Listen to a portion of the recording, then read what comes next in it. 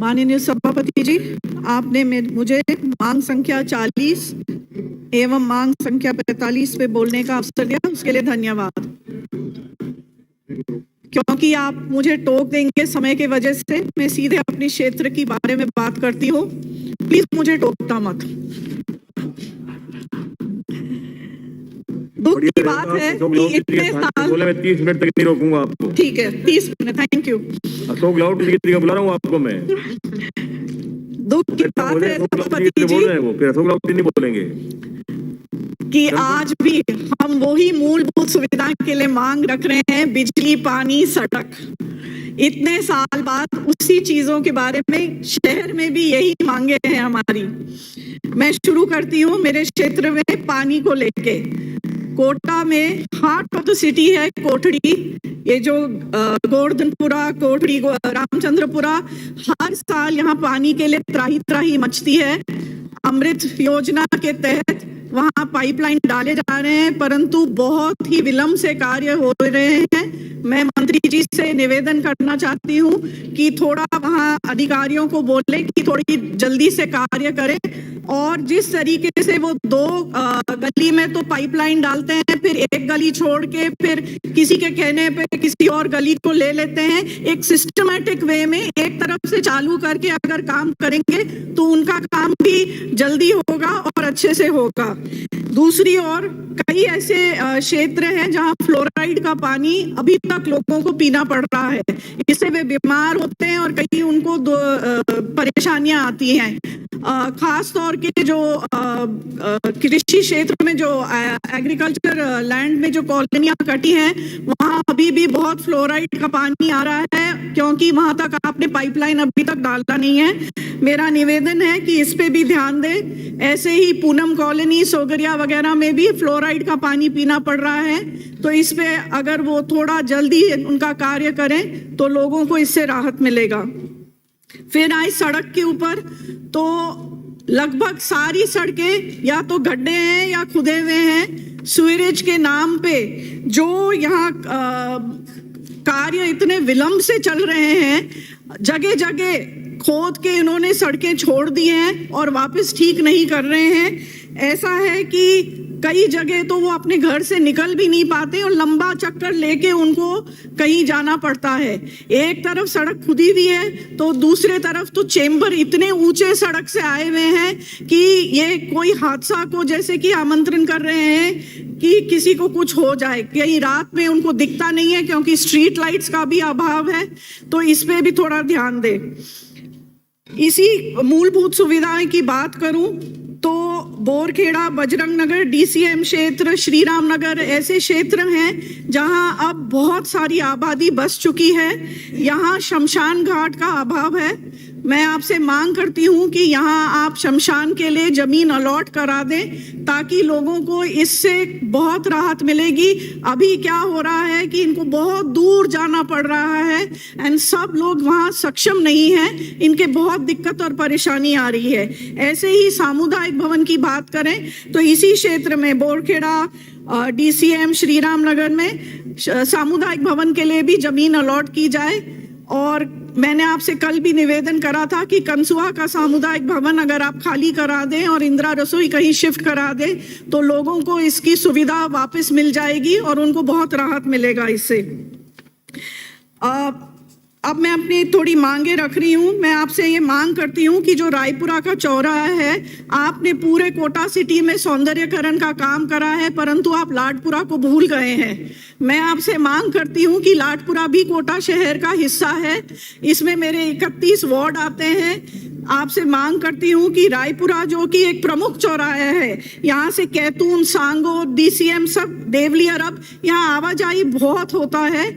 इधर इसका अगर आप न केवल सौंदर्यकरण के नजरिए से परंतु सुरक्षा के नजरिए से भी अगर एक सर्कल बना दें और ट्रैफिक लाइट लगा दें तो सुरक्षा एवं सौंदर्यकरण दोनों काम हो जाएंगे। ये आपसे मांग रखती हूँ। कोटड़ी से कैनाल के सहारे स्टील ब्रिज तक सड़क अगर आप बनवा दें और नाग नागिन के मंदिर से स्टील ब्रिज के बीच में अगर 2 छोटे ब्रिज बना दें तो ये आपका जो मेन रोड है जो आप सिग्नल फ्री बनाना चाह रहे हैं उससे प्रेशर काफ़ी कम हो जाएगा और लगभग 70-80 हज़ार लोगों को इसका भी राहत मिलेगा। इसका भी आप ध्यान रखें और अगर ये भी बनवा दें। रखी बात आपने पट्टे का अभियान चालू करा था, मैं दोबारा मांग रखती हूँ कि जो कृषि भूमि पे कटी कॉलोनियाँ हैं उनके जो लेआउट प्लान नहीं जारी हुए वो जारी हो और जहां जारी हो गए हैं वहां 90 भी हो जाए और प्रक्रिया हो जाए और पट्टे जारी की जाए ताकि लोगों को इनके भी पट्टे मिल सके। ऐसे ही श्री राम नगर है, बहुत पुराने यहाँ लोग बसे हुए हैं और इतने सक्षम नहीं है, मध्यम वर्ग के परिवार वहाँ रहते हैं, इनके पास ऐसा कोई सेटिंग नहीं है कि वो आके किसी को अपने परिवार वालों को कुछ ऐसी राहत मिले। यहाँ श्री राम नगर में भी अगर आप पट्टे जारी कर दें तो उनको भी राहत मिलेगा।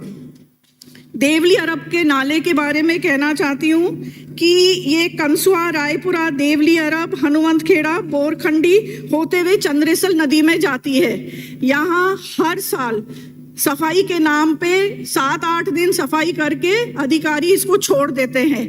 ये शुरू में लगभग 100 फुट चौड़ा है और 20 फुट गहरा है, परंतु देवली अरब पहुंचते पहुंचते लगभग मात्र 10 फुट तक रह जाता है। अगर एक बार भले ही 1 महीना लगे पर ढंग से इसकी सफाई की जाए तो इससे बहुत फर्क पड़ेगा और जो इतनी सारी कॉलोनियां हैं आसपास उसमें हर बारिश में जो समस्या आती है वो समस्या नहीं आएगी। वर्तमान में 2-3 घंटे के बारिश में ही कॉलोनियों में पानी भर जाता है और घर के अंदर भी पानी आ जाता है। ऊपर से क्योंकि ये नाला की खुदाई ढंग से नहीं की है, मगरमच्छ का भी इसमें बहुत समस्या आती है। हमें मगरमच्छ आ जाते हैं, कॉलोनियों में घुस जाते हैं और महिला खास तौर के लिए उनके सुरक्षा के लिए भी हमें चिंतित होना पड़ता है। तो ये नाला की सफाई जरूर ढंग से की जाए और अगर उसको पक्का करा दे तो आने वाले समय में इसकी ये अतिक्रमण से भी बच जाएगा। इसी के साथ मैं अब नगर पालिका की बात करूं तो मेरे विधानसभा क्षेत्र में कैतून नगर पालिका आती है। इसके बारे में आप मंत्री जी बहुत अच्छे से वाकिफ हैं वहाँ की क्या हालात है, परंतु मैं आपके माध्यम से बताना चाहती हूँ कि 13 महीने से बोर्ड की बैठक नहीं हुई है। उसी नगर पालिका में जो सेक्शन 69A के पट्टे जो जारी हुए हैं 8 महीने से ये लंबित है। यहाँ जहाँ आवश्यकता नहीं वहाँ काम किया जा रहा है और जहाँ विकास शुल्क एवं नियमन जमा हुए हैं वहाँ एक भी निर्माण के काम नहीं हुए हैं। सफाई का नाम ले तो कई ऐसे वार्ड हैं जहाँ 1-2 महीने से सफाई तक नहीं होते हैं। यही हाल कोटा के नगर निगम के वार्ड में भी है, जो बड़े वार्ड है जहाँ जनसंख्या ज्यादा है वहाँ भी टिप्पर और सफाई कर्मचारी बहुत कम लगे हुए हैं। जहां 6000 की संख्या के वार्ड है और जहां 10,000 12,000 की संख्या के वार्ड है वहां बराबर सफाई कर्मचारी एवं टिप्पर दिए गए हैं। मेरा आपके माध्यम से मंत्री जी से अनुरोध है कि ऐसे जो बड़े वार्ड है वहां टिप्पर बढ़ाए जाए, सफाई कर्मचारी बढ़ाए जाए ताकि कम से कम ये मूलभूत सुविधा सफाई की जनता को मिल सके। नगर पालिका की बात करूं वापस सफाई को लेके तो ऐसे वार्ड है जिसका लास्ट टाइम तो दिवाली पे सफाई हुई है, उसके बाद सफाई नहीं हुई है।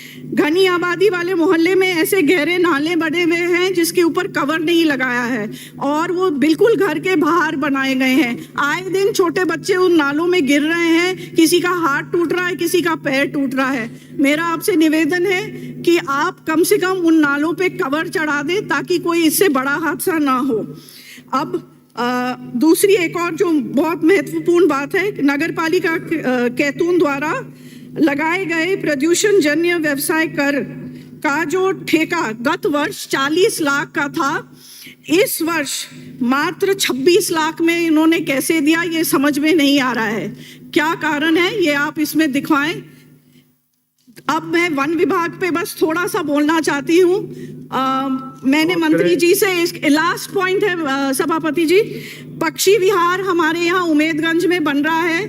मैंने वन मंत्री जी आपसे उनसे मिलके भी इस बात के बारे में अवगत कराया है। एक तरफ मुख्यमंत्री जी वेटलैंड योजना की बात करते हैं और प्रोत्साहन कर रहे हैं कि वहां पैसा लगाएंगे, परंतु पक्षी कैसे आएंगे अगर आप वहां कचरा पॉइंट लगाओगे। बगल में ही पानी जो राइट विंग कैनाल है, जो मुख्य कैनाल का पानी है, जो कम से कम 1,32,000 हेक्टेयर को सिंचित कर रहा है, उस पानी को आप प्रदूषित करेंगे तो क्या होगा इन किसानों का। मैं आपसे मांग करती हूँ कि भाई इसमें किसने दी परमिशन, कैसे दी एनओसी, जबकि आप गांव में फॉरेस्ट की जहां जमीन होती है आप हैंडपंप लगाने का परमिशन नहीं देते, सड़क बनाने का परमिशन नहीं देते, तो आपने यहाँ कचरा पॉइंट लगाने का परमिशन कैसे दे दिया। ऐसे ही वन रक्षक की मैं बात करना चाहती हूँ। तो जिस तरीके से पहले आईपीएस के दर्जे पे उनको पेमेंट होता था, उनका जो सब सुविधाएं मिलती थी, आज उनको इतना पिछड़ा क्यों करा गया है। वो भी उतना ही काम करते हैं, बल्कि जब भी कोई परीक्षा होती है इनकी ड्यूटी लगाते हैं। महिलाएं अकेली ऐसी जगह जाती हैं बिना उनको कोई खाना मिले, वो कच्चा राशन लेके वहां उनको पकाना पड़ता है। मेरी मांग है कि इनकी जो मांगे उन्होंने आपके सामने रखे हैं उनको भी ध्यान में रखें और उनको राहत दें। धन्यवाद।